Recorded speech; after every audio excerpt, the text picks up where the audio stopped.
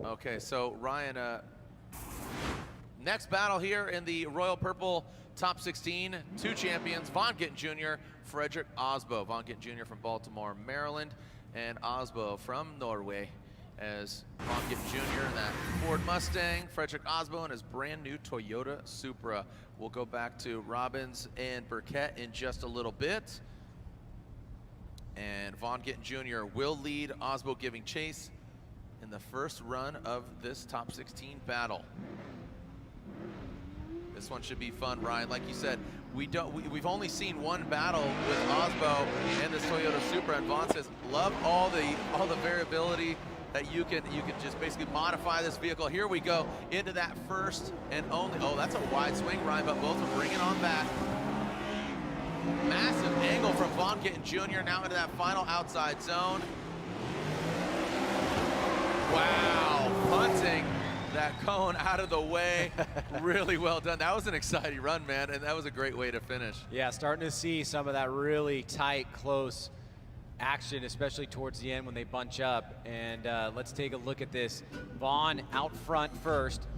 He's going to get that snappy initiation. Aasbo right with him, pretty much on the same line. Aasbo slightly tighter line on outside zone 2, but super close on proximity. Keeping it close to Vaughn Gittin Jr. as Vaughn transitions from outside zone 3 to 4. He's going to go just, he's going to go 2 tires off, way off in that last outside zone. And I was just texting with Ryan Lantain saying, hey, are these guys floating it out too far? He says they're going too fast from outside zone 3 to 4 and they're overshooting it. They need to slow down and transition better into outside zone 4.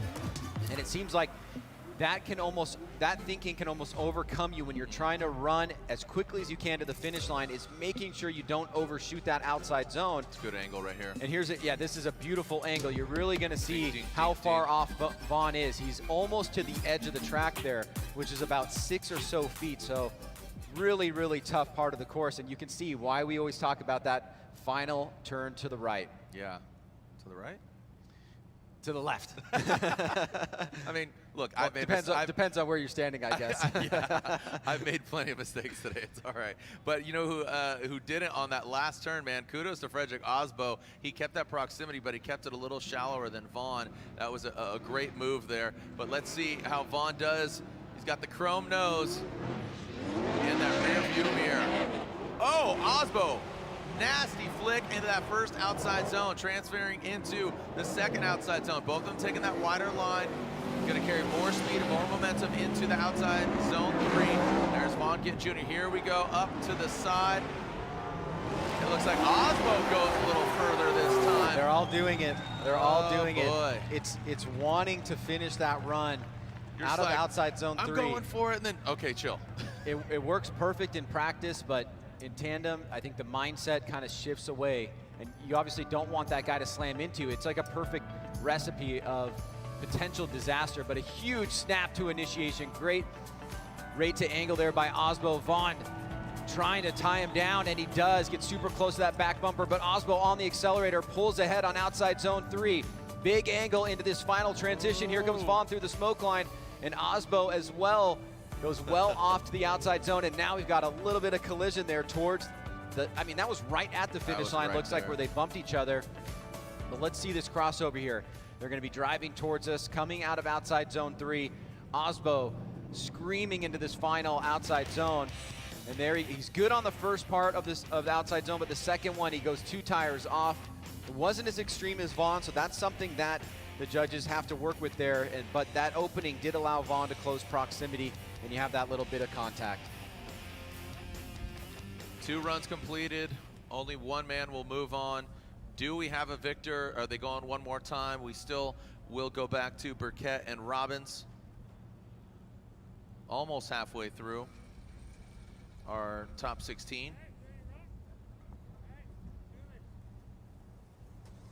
Judges still deliberating. Ryan, I like how you text Lantain and asked him that, and that was a good good insight. And I think all the judges would agree that going into that outside zone, you know, you want to finish strong, but not too strong. Intuitively, it makes so much sense, though, right? Like you want to get as far away from your opponent as you can, but in this particular track, especially towards the end, it's a kind of a fine line and a balance of what you should be doing. And another example of it here, not as extreme, but the judges want to see this one more time. Aasbo, that snappy, really crazy initiation, looking so stylish. Vaughn trying to chase him down. You can see that separation. Now Vaughn tucks up on the inside. That's a great move for him because he follows Aasbo's line perfectly towards the end, as Aasbo does go off course as well. So remember, we're looking at the lead runs from both drivers, the chase runs from both drivers, comparing those, and then who did better overall, and can we find a winner here, or is it a one more time?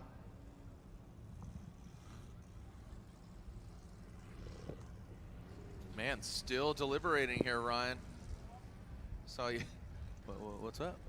Like, dude, still don't have a verdict, and we still will get some. Oh, here we go. Vaughn Gittin Jr. Slide him left for Vaughn. Slide him right for Aasbo. Looks like Chris Yule says Fredric, as does Lantain. Fredric Aasbo in that brand new Toyota Supra advances on. So Aasbo gets the win.